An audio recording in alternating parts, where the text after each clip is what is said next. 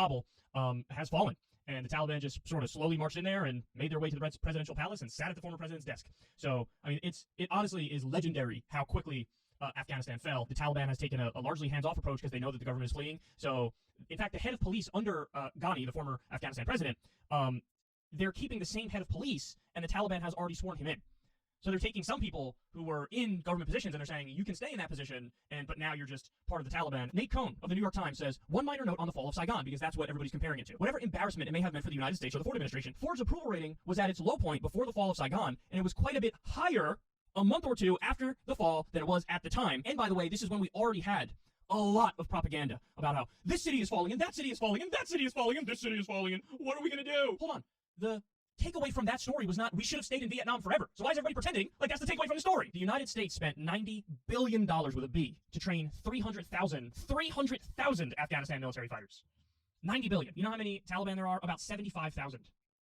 This isn't about numbers, and this isn't about training, and this isn't about equipment. This is about a complete and utter lack of will to fight. You have the 75,000 strong Afghanistan, which is a lot weaker than the number of people who are allied with the government, but they have a governing philosophy and they have the will, and so as a result of that, they're easily winning this. In fact, the reason we were told, well, they moved the goalposts a number of times, but first and foremost, they said, we gotta get Osama bin Laden. This guy attacked us on 9/11, we have to do it. It's the most straightforward thing you could ever imagine. Well, guess what? He's been dead 2011. Okay, it's not just about Osama bin Laden. It's about we have to destroy Al-Qaeda in Afghanistan. Well, guess what? According to our own intelligence, there's less than 100 Al-Qaeda in Afghanistan, and that's all the way back as of 2009. The Taliban is gonna give refuge to the new boogeyman, ISIS. But the Taliban has been fighting ISIS. When ISIS had their rise to prominence, the Taliban started fighting them. Now, by the way, does that mean, am I saying the Taliban is good? Of course not. But you need to understand the Taliban is a guerrilla army. That's very different than a jihadist, a global jihadist network, which ultimately wants world domination. The Taliban is a guerrilla army that just has their own national ambitions in their own region of the world. So, of course, they butted heads and they fought. And by the way, the Taliban really did a number on ISIS. They were the better fighting force. The U.S. a number of times lost track of weapons that were in Afghanistan. Well, guess what? Now all of the weapons, they're going to go to the Taliban. So we ended up making the Taliban a lot stronger than it ever would have been simply by our meddling in the country and our attempt to prop up a fake government, effectively. There's 300,000 Afghan soldiers, and we spent $90 billion equipping them. So if they ain't ready now, they're never going to be ready. And then you have to ask the question, should we stay there forever? My answer to that is no. What's your answer? So in other words, you should say, even if the worst case scenario happens, what are you going to do? It's none of our business. It's none of our business. We've given you the tools. Only you can take it from here. So good luck. What other option did we have? There's a lie by commission, which is actively lying, and then there's also this thing, a lie by omission, which is you can paint a massively misleading picture by just not giving important context and important perspective. And that is everything the media has done to manufacture consent on Afghanistan. Is it Biden's fault that the Taliban has taken over all these cities? No, not at all. It was going to happen no matter what. If Trump had the balls to pull out, it would have happened under him. And guess what? I would have defended Trump then too, because I'm principled and I actually care about the issues. Now, it seems like the conventional wisdom is, well, why do we do this? The Taliban took over. Why do we do this? Why do we do this? We shouldn't have done this. Guys, don't fall for any of the process argument bullshit things, because nothing's more nitpicky and ridiculous. It's not that you withdrew, it's how you withdrew. Okay, genius, tell us how you would have done it in a way that would have avoided the Taliban taking over the country. They took it over in 12.5 seconds. You think there's any way you could have orderly withdrawn where that wasn't going to happen? Of course not. All of U.S. political media, all of them, Fox News, MSNBC, CNN, everybody you can think of, every wing of every major party. What did people want Biden to do? What did you want Biden to do? Stay there in a half-assed way forever. Stay there forever with boots on the ground in an all-out way. What did you want? Nobody's giving a serious counterproposal. The conventional wisdom serious people are just saying, just not like this. That's their only point, is why you just getting out in the way you got out is not the way to get out, because look, bad things happen. So what's the implication? The implication is you should stay there forever or draw down in a more orderly way that takes longer. Well, they already extended the timeline. So what would your timeline look like? And here's the main takeaway, guys. When you see how fast Afghanistan folded, there is no amount of an orderly withdrawal that would have averted this. It doesn't matter if we withdrew in 2005, in 2008, in 2014, in 2016, in 2021, in 2032, in 2048, in 2089. It doesn't matter when we pull out. Afghanistan was always going to become Talibanistan. Well, we know what's left, and we know, unfortunately, what a lot of this was really about. The military-industrial complex is very powerful. Who wants to stay in more than Lockheed Martin, and Raytheon, and Boeing, and Honeywell, and every single so-called defense contractor you could think of? This is who was steering our foreign policy. The reason they're in control is because of bribery, legalized bribery.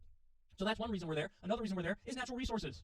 Opium, trillions of dollars of mineral wealth in Afghanistan. In the case of Iraq, oil. And then also it's geopolitics. It's the fact that we want to make sure China and Russia stay at bay in our imperialism chessboard, and we want to keep them from having influence in the region. As we were bombing, they were building shit. And now they're telling Afghanistan, China is, we're going to make you part of the Belt and Road Initiative, and we're going to go in there, build all your infrastructure out, and we're going to become business partners. Now, this is just imperialism by another name and through another form, but we looked at it and said, let's bomb our way to world domination and being the world police. They're saying, let's build stuff. And so now, immediately, they have a lot more control in the region, a region that we consider vital. So in every measurable way, this was a failure. It was a fake country we propped up. It was a complete house of cards, as evidenced by the fact it fell in 3 seconds. For the left not to point this stuff out is criminal. Why are you not pointing out this has a lot more to do with the trillions of dollars in mineral wealth and opium? In the case of Iraq, it has to do with oil, and has to do with the military-industrial complex, and has to do with China and Russia and imperialism. Why are none of the people on the left in Congress pointing this out? You guys all know this, so they're scared. They don't want the media to dogpile them. But one time Biden does something that's brave and correct, and nobody's defending him. You wonder why people don't want to do correct things.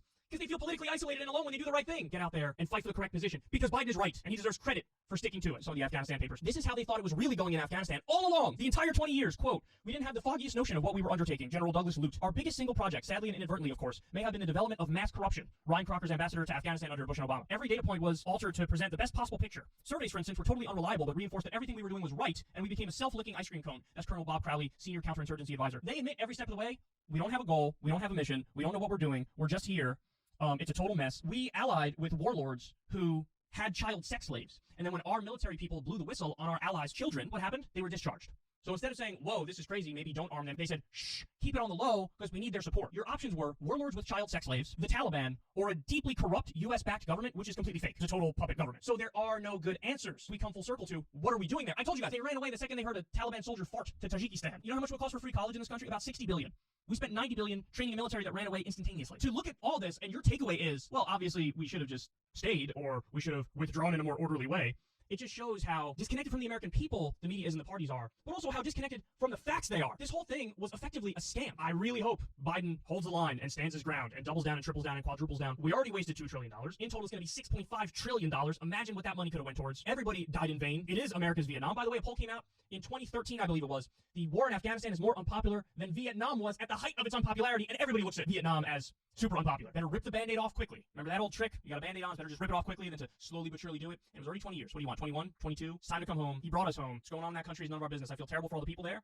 The only thing I would have changed, the only thing I would have done better is get all of our people out quicker, faster, and you give citizenship to the interpreters and their families who, of course, are going to be brutalized under Taliban rule. Get them out. They may elude the understanding of the American people, given the way the government and the media need to use terms and concepts like troop drawdown, staged withdrawal, strategic adjustment, and other phony terms to hide and obscure the failure there. Will not be lost on the rest of the world. We do not have a government in Afghanistan that can survive, and we don't have one in Baghdad either. We're hoping for a political solution. The obvious question raised across the world, except in the United States, is what? After 20 years, you're asking to have what people at the beginning said should be the solution, namely a political compromise, coalition government, something like that. I recently saw a statistic indicating that whereas something like 7,000 people in the American military lost their lives, 3 times that many have committed suicide once returned to the United States. They too were and continue to be casualties of this war. Let me also say that most of those trillions of dollars were tax dollars that you and I pay to the government here in the United States, which it in turn paid out to the American companies that produced the guns, the planes, that constructed the bases, that provided the bullets, and the you name it for these wars. Those companies did well. Their shareholders did well. And yes, if you want to say so, their employees kept jobs they might otherwise have lost. In economics, we call that military Keynesianism. You know why? Because much of the cost of the war was paid for by deficits. That's right. The government had to borrow a sizable chunk of what it spent on everything, including the military. You and I can both come up with all the things that might have been done to make the United States a better place, a safer place, than losing 2 20-year wars at the same time. The damage they have done is, of course, far beyond economics. The hostility of the rest of the world watching the United States use its military dominance on 2 of the poorest countries on this planet, devastating them, that too takes its toll in countless ways we can't even trace. The defeats show that we can't do as a nation what we thought we could do. Classic imperial overreach is what the historians call this. And the economic costs are just one, and important, but only one part of the long-term costs to the United States and to its period as a superpower in the world. We should never forget that, no matter the decisions that the politicians make or the careerists in the Pentagon make, it is our men and women in uniform who selflessly and quietly defend the safety, security, and freedom of our country every day. Afghanistan. After al-Qaeda terrorists attacked us on 9/11, our brave warriors, special forces, they quickly deployed to defeat al-Qaeda in Afghanistan. They accomplished their mission rapidly and effectively, and that is when they should have returned home. But the elite, they wanted to nation build, getting us into a 20-year war with no clear mission or strategy, causing massive suffering and wasting trillions of taxpayer dollars. Will we hold accountable the elite The political leaders, the mainstream media, the military leaders, defense contractors, etc., who got us into and kept us in this foolish, short-sighted mission to turn Afghanistan into a quote-unquote democracy, costing us over $1 trillion and countless lives? Unlikely. And will we blindly allow the elite to drag us into new, even more costly military adventures in the name of spreading or protecting democracy? Probably. Out of aloha, we weep for the suffering that the elite have already caused. Out of aloha, we must stop them from causing even more.